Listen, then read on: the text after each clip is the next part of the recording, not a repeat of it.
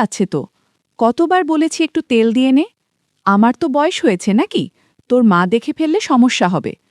আরে তুমি চিন্তা করো না, আমি মাকেও ম্যানেজ করে নেব। দুপুরে ঘুম ভেঙেই দেখি পদীপিসি এসে হাজির বাড়িতে। মায়ের নাম ঋন্ময়ী, আর সন্তু কাকিমার নাম কেন সন্তু কাকিমা আমি জানি না। মা আমার বরাবরের লোভী।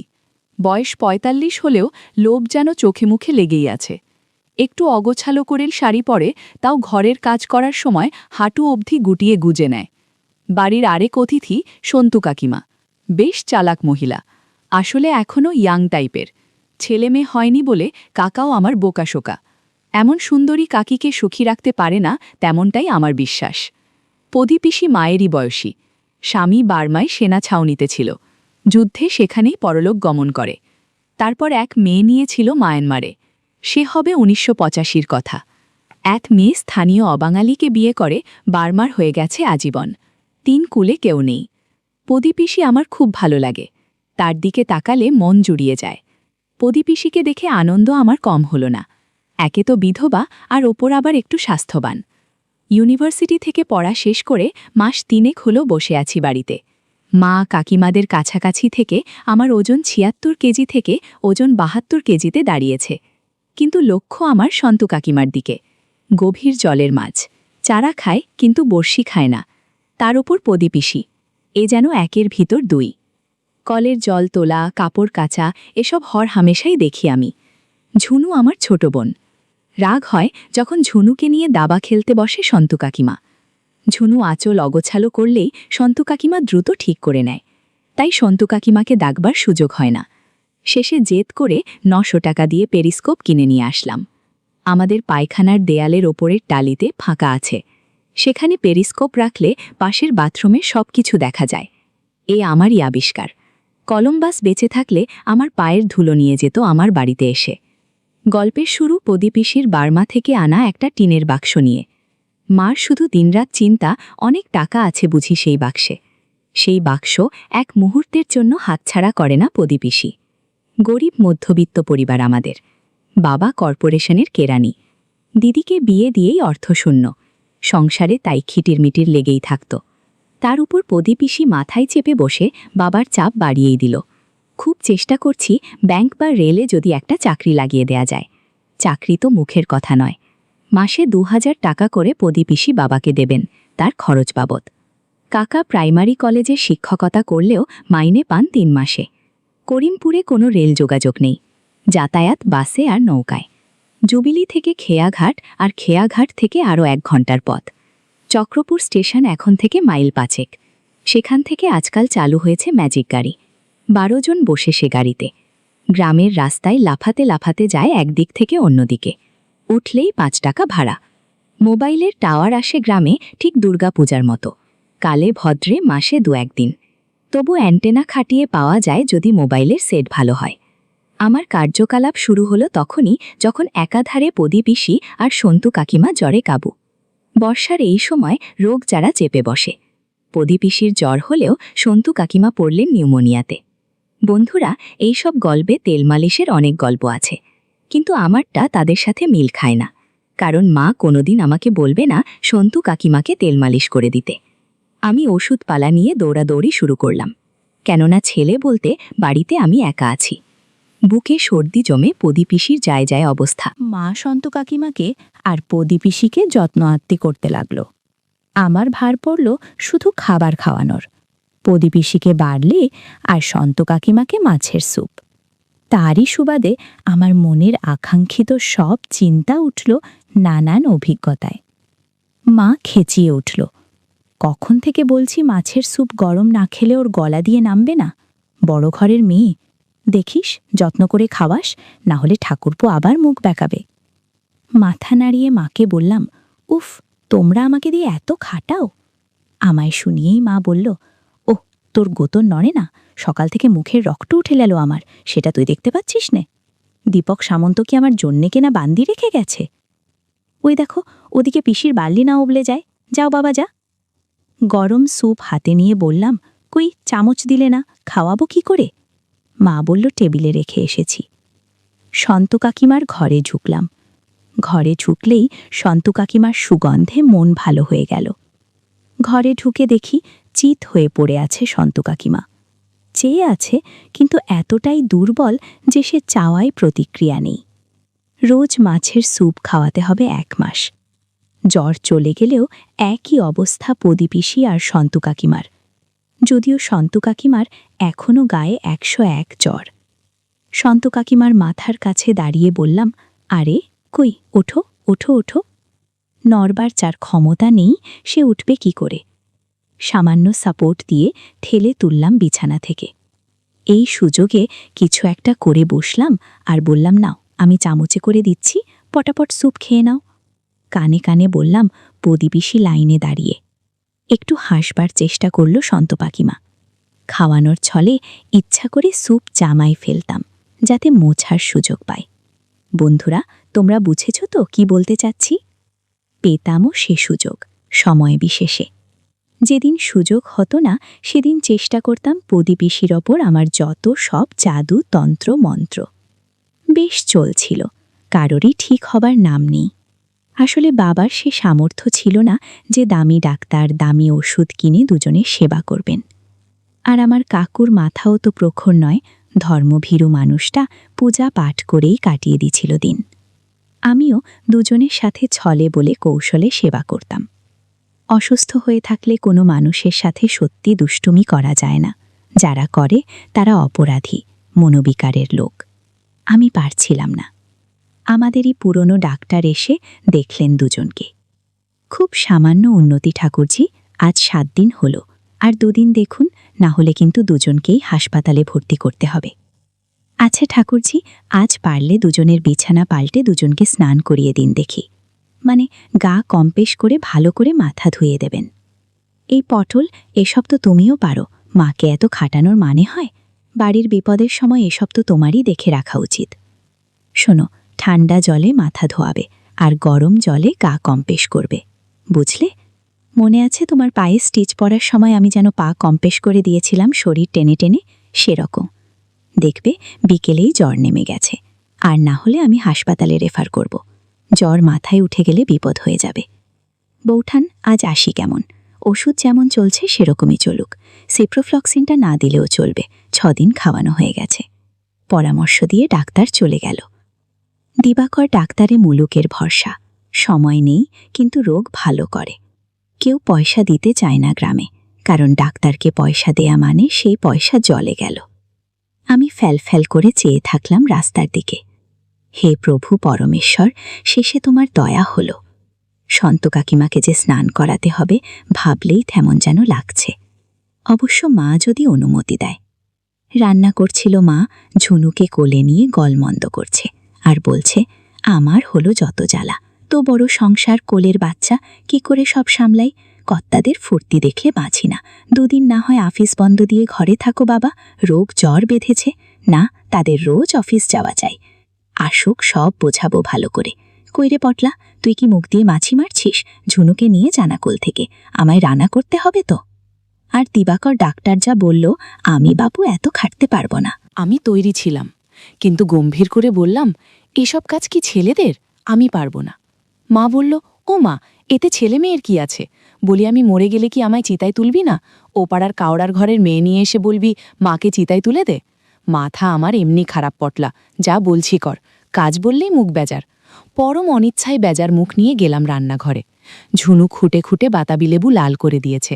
মুখ দিয়ে এখন কামড়ায় বাতাবি লেবুর বোটা। অল্প বয়স, সে তো বোঝে না। ঝুনুকে তুলতে গিয়ে বাতাবি লেবুর দিকে চোখ পড়ল। এতক্ষণ ধরে কামড়ানোর কারণে লালা লেগে আছে। ঝুনুকে তুলে নিলেও বাতাবি লেবু ওভাবেই পড়ে আছে।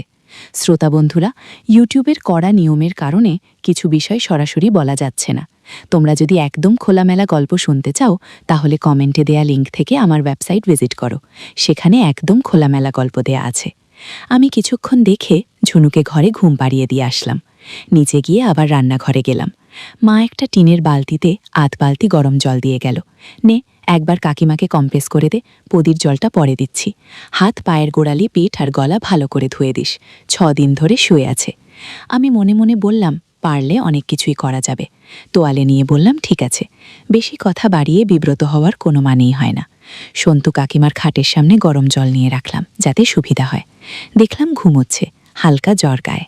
কি গো, না ওঠো, আমি গাটা গরম জলে কম্প্রেস করে দিই, ডাক্তার বলেছে না হলে জ্বর কমবে না। চোখ খুলো সন্তু কাকিমা, জড়ানো গলায় বলল, তোর মা কোথায়? আমি বললাম, মার সময় নেই, রান্না করছে, ঝুনুকে দেখতে হচ্ছে, মা পারবে না তাই আমি এসেছি।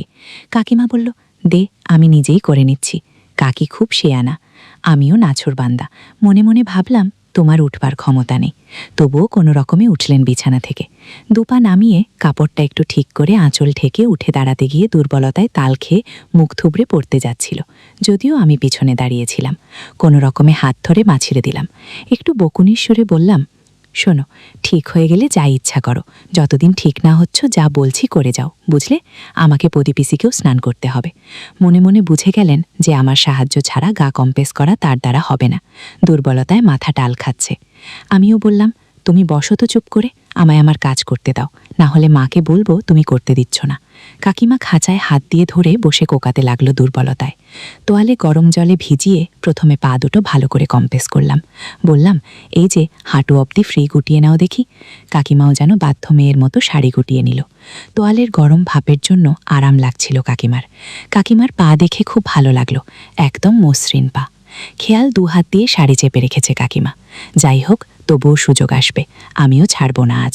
বেশি কিছু বললে মাকে ডাকব। বলতে না বলতেই মা এসে হাজির। আমিও সুযোগ বুঝে বললাম, দেখো না মা, কাকিমা ভালো করে সেবা করতে দিচ্ছে না। মার আগের মাথায় কয়েকটা কথা শুনিয়ে দিল। অমনি কাকিকা একটু ইতস্তত হয়ে বলল, যা করার কর। আমি তোয়ালে ভালোভাবে গরম পানিতে ধুয়ে কাকিমার হাত পা মুছে দিলাম। মাঝে মাঝে গাছের কাতবেলটাও চোখে বাজছিল। ইস, কি সুন্দর আর টাটকা দেখতে হয়েছে। যেভাবেই হোক এটা আমার চাই চাই।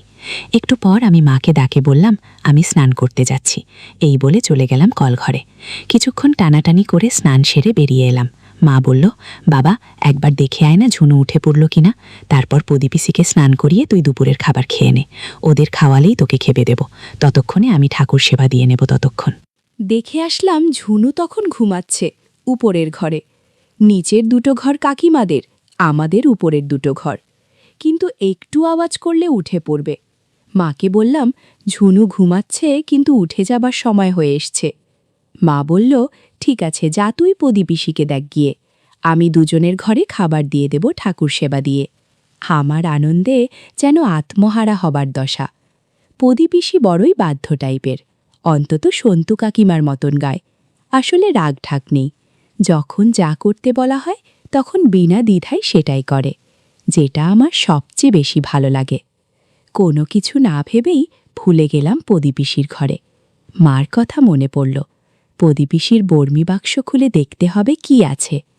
ভালো করে দেখলাম পদিপিসিকে, এক্কেবারে ঘুমিয়ে আছে। চুপি সারে গিয়ে বর্মি বাক্সের কাছে গেলাম। রান্নাঘরের পাশেই পদিপিসির একটা আলাদা ঘর, সেটা আমাদের ঘরের সাথে নয়। পদিপিসি সেখানেই ঘুমায়। বাবা একটু মেরামত করে দিয়েছে। ঘর বিশেষ সুবিধার নয়, তবে পদিপিসি তাতেই বেশি স্বাচ্ছন্দ্য, একা থাকতেই বেশি ভালোবাসে। লজ্জা করে মিথ্যে বলবো না, পদিপিসি আসার পর থেকে আমার মন আবার ভাগ হয়ে গিয়েছিল পদিপিসি আর সন্তু কাকিমার ওপর। আজ পদিপিসির পালা। তার আগে খুললাম পদিপিসির বর্মি বাক্স। এখনও কেউ ওই বাক্সে হাত দেবার সাহস পর্যন্ত পায়নি। খুলে দেখি ভিতরে কিছুই নেই, জামা কাপড় ছাড়া। কিন্তু ওটা কি? আর একটা গয়নার বাক্স। সেটা একটা বেশ ভারী মাপের পিতলের তালা দিয়ে বন্ধ রাখা। রূপোর হুকো পিসে মশাইয়ের হবে। আর কিছু টাকা ভরা একটা মান্ধাতা আমলের টাকার থলে। নোটগুলো চলে না, খাতার ডিস্তের মতো বড় বড় 100 টাকার কালো নোট। তেমন কিছু দেখতে না পেয়ে বক্সটা বন্ধ করে এগিয়ে আসলাম পদিপিসির দিকে। ও পিসির ডিসি, আরে উঠে পড়ো, ডাক্তার বলল গা হাত পা কম্প্রেস না করলে শরীর আরও খারাপ করবে, এরপর হাসপাতালে যেতে হবে। চোখ চেয়ে দেখল আর বলল, বাবা, আমার দম নেই, তুই যা করবার করে দে না সোনা। কথাটা শুনে খুব ভালো লাগলো। আমি বললাম, বেশ, তুমি ঘুমাও, আমি যা করার করে দিচ্ছি। মা তোমার ঘরে শাড়ি জামা কাপড় রেডি করে গেছে, আমি মাথা ধুয়ে দিলে তুমি পরে নিও, কেমন? আমার কথায় সম্মতি জানিয়ে মাথা নাড়ল পদিপিসি। আমি গরম পানিতে তোয়ালে দিয়ে কম্প্রেস করে দিলাম। পিসির শাড়ি অগোছালো হয়ে আছে, সাথে ব্লাউজের কিছু বোতামও কেমন যেন হয়ে আছে। আমি আর চোখে পিসিকে দেখছিলাম আর সেবা করছিলাম। মনে হয় পিসির একটু ভালো লাগছে। শ্রোতা বন্ধুরা, ইউটিউবের কড়া নিয়মের কারণে কিছু বিষয় সরাসরি বলা যাচ্ছে না। তোমরা যদি একদম খোলামেলা গল্প শুনতে চাও তাহলে কমেন্টে দেয়া লিংক থেকে আমার ওয়েবসাইট ভিজিট করো। সেখানে একদম খোলামেলা গল্প দেয়া আছে। আমার সেবা করা দেখে বলল, অনেকদিন পর একটু ভালো লাগছে রে পটোলা। সেই যে কবে বিধবা হয়েছি তারপর থেকে একা পড়ে আছি। তুই ভালো করে তেল মাখিয়ে নে, না হলে খসখসা ভাবটা যাবে না। পিসির কথা মতো আমি ঠিক সেভাবেই সেবা যত্ন করলাম। মিনিট 20 পর স্বাভাবিক হলাম মা এসে পড়ল বলে। যাওয়ার সময় বললাম, পিসি রোজ আসবো এখানে, তবে একটা কাজ করে দিতে হবে। পিসি লজ্জায় আঁচলের ঘোমটা কেটে বলল, যা দুষ্টু ছেলে কোথাকার। আমি বললাম, দুষ্টু? হ্যাঁ, তাই তো দেখলাম। তুমি আর চোখে দেখছিলে পুরোটা গেছে কিনা। পিসি লজ্জা পেয়ে বলল, চুপ কর ছোকরা, এখন বল কি সাহায্য করতে হবে। আমি বললাম, শোনো না, কিছু জোগাড় লাগলো সন্তু কাকিমাকে যদি ম্যানেজ করে দেয়া যায় তাহলে ভালোই হতো। পিসি বলল, সে আমি তোর ছোকছোকানি দেখেই বুঝেছি, দাঁড়া তোর বাবা আসুক। আমি বললাম, ওরকম করছো কেন? মা আসবে বলে না তাড়াতাড়ি করতে হলো। পিসি বলল, এই যা তো। আমি বললাম, দেখো যাচ্ছি, তুমি বুদ্ধি বার করো। এমন সময় মা চেঁচালো। আমি বললাম, এই তো আসছি, তুমি দুজনকে খাবার দাও, আমি খাইয়ে নিজে খাবো। আমি দৌড়ে গেলাম মায়ের কাছে। যেতেই জিজ্ঞাসা করলো, হ্যাঁ রে, কি দেখলি বাক্সে? আমি চোখ বড় বড় করে বললাম, অনেক কিছু। কি কি দেখলি? আমার দিকে তাকিয়ে তাকিয়ে লোক যেন গরম মোমের মতো গলে পড়ছে চোখ থেকে। বাড়িয়ে বললাম, সোনা দানা আরো কত কি, অনেক টাকা মা। মা বলল, তাহলে এখন থেকে খাতির করা শুরু করি, কি বল? মার চোখে শুধু অনেক টাকা, অনেক টাকা। আমি বললাম, শোনো, পদিপিসিকে কি করে খুশি করতে হয় সেটা আমার উপর ছেড়ে দাও। মা যেন আগ্রহ নিয়ে আমায় মাথায় হাত বুলিয়ে বলল, পারবি বাবা, পারবি। আমাদের সব দুঃখ দূর হয়ে যাবে না রে। আমিও বাড়িয়ে বললাম, হ্যাঁ, বাক্স ভর্তি টাকা। আমায় আদর করতে করতে মা বলল, নে বাবা নে, আজ থেকেই লেগে পড়। আমি রোজ সন্দেশ খাওয়াবো পদিকে। এখন যা সন্তুকে খাইয়ে দিয়ায়। আমিও গদগদ হয়ে চলে গেলাম সন্তু কাকিমার ঘরে। দেখি শুয়ে আছে। শাড়ি, সায়া, ব্লাউজ পরলেও অসুস্থ মানুষ ঠিকমতো পরতে পারেনি। মনে হচ্ছে একটু ভালো লাগছে। তাকিয়ে বললাম, কি এখন কেমন? নাও খেয়ে নাও, না হলে তোমার স্যুপ ঠান্ডা হয়ে যাবে। আশ্চর্য রকমভাবে দুজনের যেন ঠিক হতে শুরু করেছে। পদিপিসি প্রায় বিছানা থেকে উঠে বসেছে। যদিও সন্তু কাকিমা এখনও উঠতে পারেনি, কিন্তু চোখ মুখ আগের চেয়ে অনেক পরিষ্কার। সন্তু কাকিমাকে খাবার খাইয়ে মায়ের কাছে গেলাম। একটা বুদ্ধি দিয়ে বললাম, শোনো, চুপি চুপি একটা কথা বলি। মা স্বাভাবিক তীক্ষ্ণ সুরে বলল, বেলা দুপুরে আবার আধিক্ষেতা কেন? আমিও কায়দা করে মাকে বললাম, ইশারা করে পদিপিসি শুনতে পাবে। মাও এগিয়ে আসলো। আমি চাল চেলে দিলাম। পদিপিসি বিধবা তো। আমার মনে হয় পদিপিসি কারো সঙ্গ যায়। মা জিজ্ঞাসা করল, তুই কি করে জানলি? আমি বললাম, আমি কি আগের মতো ছোট আছি? আমায় ইশারা করে একটু ওই রকম, মানে ছেলে মেয়ের যেমনটা হয়। তুমি চাইলে দেখাতে পারি, আমি মিথ্যে বলছি না, সত্যি বলছি। মা বলল, আর যদি সত্যি না হয়? আমি বললাম, তোমার টাকার দরকার না দরকার নেই। মায়ের মুখ বদলে গেল। বেশ, আজ দেখব, যদি তুই মিথ্যে বলিস তাহলে আজ তোর এবারের শেষ দিন। আমি বললাম, যখন পদিপিসির ঘরে যাব কম্পোজ করাতে, তখন ওপাশের জানলা দিয়ে দেখো, সব দেখতে পারবে। মা বলল, ইসমা গো, আমার মরণ হয় না, তুই নিজের পিসির সাথে? আমি বললাম, তোমার পদিপিসির সম্পত্তি চাই নাকি না তাই বলো না। মা বলল, তোর বাবা যদি জানতে পারে না, সেদিন তোর শেষ দিন হবে। হে ভগবান, এ কি অনাচার! একটু পর মা জল গরম করে দিল। আমিও মাকে ফিসফিস করে বললাম, 15 মিনিট পরে জানলা দিয়ে দেখো, বুঝতে পারবে। মাও যেন নিষিদ্ধ দৃষ্টি দিয়ে আমার চোখের ভিতরে তাকিয়ে আমায় মেপে নিল। মাকে যখন আমার নাটকে জড়িয়ে ফেলেছি, সন্তু কাকিমাকেও কোনো রকমে ঢুকিয়ে ফেলা যাবে। সোজা গেলাম পদিপিসির ঘরে। কোনো কথা না বাড়িয়ে সেবা করতে শুরু করলাম। পিসি একটু বিরক্ত হয়ে বাধা দেবার চেষ্টা করলেও আমি পদিপিসিকে রাজি করালাম। এখন সব ঠিক আছে, আমার কথার সাথে তাল মিলাচ্ছে। শ্রোতা বন্ধুরা, ইউটিউবের কড়া নিয়মের কারণে কিছু বিষয় সরাসরি বলা যাচ্ছে না। তোমরা যদি একদম খোলামেলা গল্প শুনতে চাও তাহলে কমেন্টে দেয়া লিঙ্ক থেকে আমার ওয়েবসাইট ভিজিট করো। সেখানে একদম খোলামেলা গল্প দেয়া আছে। কিছুক্ষণ বাদেই দেখি মা জানলার পাশে এসে হাজির। এদিকে পিসি চোখ বুজে আছে, ঠিক যেমনটা আনন্দে থাকলে হয়। আমি পিসির বোঝা চোখের সুযোগ নিয়ে মাকে ভিতরে আসতে বললাম, যাতে হাতে নাতে যাতে ধরতে পারে। মার আসতে যতটুকু সময় লাগবে ততটুকুই আমার স্বাধীনতা। ক্যাচক্যাচ করে দরজা খুলে মা ঢুকল। মাকে দেখে ধরফরিয়ে উঠল প্রদীপিসি। কোনো রকমে আড়াল করল। মার দিকে তাকিয়েই অভিযোগ করতে শুরু করল, এই দেখ তোর ছেলে রোজ আমাকে বিরক্ত করে, মানা করেছি, বলেছি তোর বাবাকে বলে দেব আজ। আমি ওর শক্তির সাথে পারিনি। মা হতভম্ব হয়ে কি বলবে, তোতলিয়ে বলল, না বদি, আমি কিছু মনে করিনি। হ্যাঁ হ্যাঁ, কি মনে করব, আমি যাই, ঝুনুর উঠবার সময় হয়ে গেল। মা যাবার আগে জাদুর লাঠির দিকে একবার তাকালো। আমি বুঝে গেছি মায়ের পছন্দ হয়েছে। এদিকে পিসি বলছে, ওরে যাসনি, শোন, তোর ছেলেকে কিছু বললি না? আমি তো তোদের কারো সামনে যেতে পারবো না লাজে। মা দরজা দিয়ে বেরিয়ে যাওয়ার আগে বলল, বলাবলির কি আছে, আমি কিছু মনে করিনি। আমি ইশারা করলাম প্রদীপিসিকে। প্রদীপিসি কপালে হাত ঠেকিয়ে বলল, এ কি দুষ্টু ছেলে রে বাবা, তোর তলে তলে এত বুদ্ধি। রান্নাঘর থেকে মা চেঁচালো, বাবা পটলা, সন্তু কাকিমাকে দেখে তুই স্নান করে নে বাবা, না হলে দেরি হয়ে যাবে কালকের মতো। আমি প্রদীপিসির দিকে তাকিয়ে বললাম, কি গো, পারবে করে নিতে? মুখ ভেঙিয়ে প্রদীপিসি দমল, যা, হাত ছাড়া আমার সামনে থেকে। এরপর কি হলো আর কিভাবে সন্তু কাকিমাকে কৌশলে রাজি করালাম তা তোমাদের আগামী পর্বে শোনাব।